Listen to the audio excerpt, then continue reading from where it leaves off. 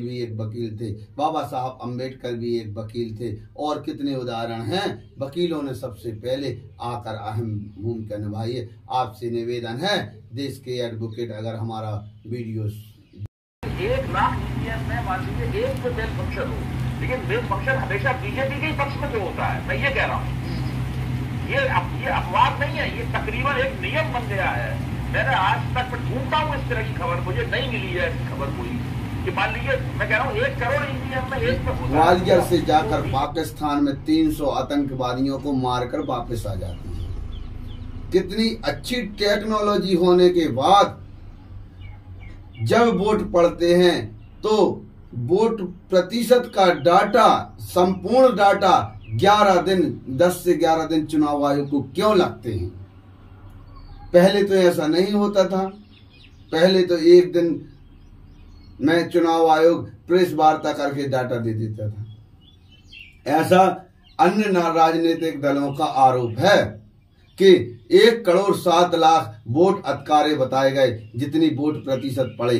3 चरण में जो वोट पड़े उनका फाइनल फिगर, फाइनल प्रतिशत चुनाव आयोग ने कहा जाता है 11 दिन में बताया है, और वोट प्रतिशत 52% पड़े हैं, फिर 62% बताए जा रहे हैं।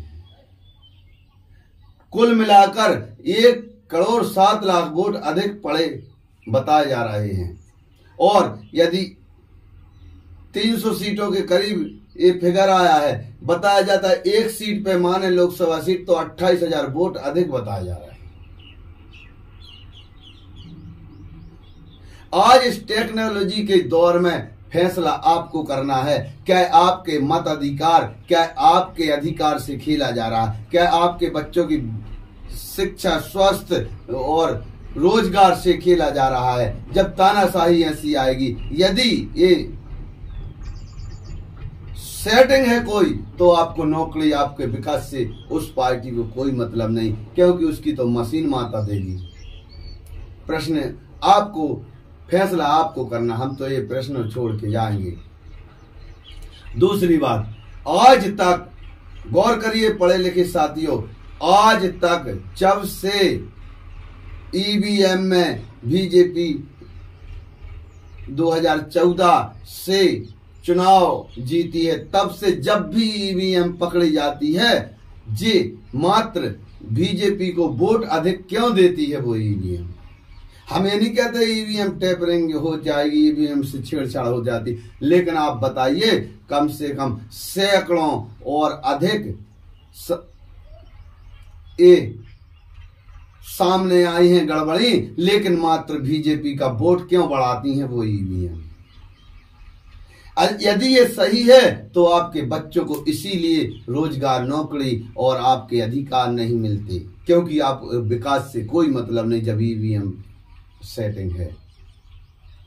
आप बताइए, यदि वो ईवीएम गड़बड़ करती है तो वो कांग्रेस को भी वोट दे सकती है, हाथी को भी दे सकती है, साइकिल को भी दे सकती है, आपको भी दे सकती है, लेकिन नहीं। अभी तक हमने, जहां तक हमें जानकारी है, तो ईवीएम मात्र बीजेपी के वोट बढ़ाती है। और ये हम अकेले नहीं कहते, एबीपी न्यूज पर अभय दुबे जी ने भी ये मुद्दा उठाया कि जब भी देखो हजारों ऐसे मामले आए हैं जहां ईवीएम ने मात्र बीजेपी को वोट बढ़ाए। 2 चीजें, और आप फैसला आपको करना है। हम ये नहीं कहते चुनाव आयोग गड़बड़ है, लेकिन इस टेक्नोलॉजी के दौर में 11वें दिन अगर फुल फाइनल फिगर देना, तो ये कुछ सवाल जरूर खड़े करता है। और सवाल नहीं, एक चिंता के विषय की बात, चिंता की विषय है। तीसरी बात, क्या इस प्रकार से देश का लोकतंत्र जिंदा रहेगा?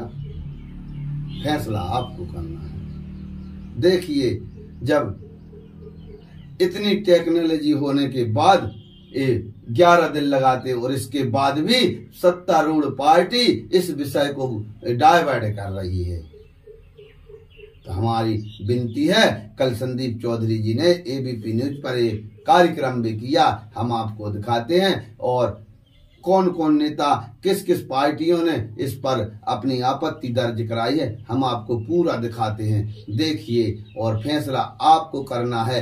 आप आवाज उठाइए, और मैं देश के सभी एडवोकेट भाइयों से निवेदन करता हूं, जब जब देश पर मुसीबत आई है, वकीलों ने अहम योगदान निभाया है, एडवोकेटों ने अहम योगदान देश बचाने में निभाया है। सभी देश के एडवोकेट साथियों से निवेदन है, क्या इस प्रकार की तानाशाही, इस प्रकार किसी विरोधी नेताओं को जेल में करना ये अच्छी बात है? मेरे प्यारे सभी एडवोकेट साथियों, मेरे देशवासियों, देखिए महात्मा गांधी भी एक वकील थे, बाबा साहब अंबेडकर भी एक वकील थे, और कितने उदाहरण हैं। वकीलों ने सबसे पहले आकर अहम भूमिका निभाई है। आपसे निवेदन है, देश के एडवोकेट अगर हमारा वीडियो देखें तो जरूर मनन करें, क्या देश विकास इस प्रकार होगा?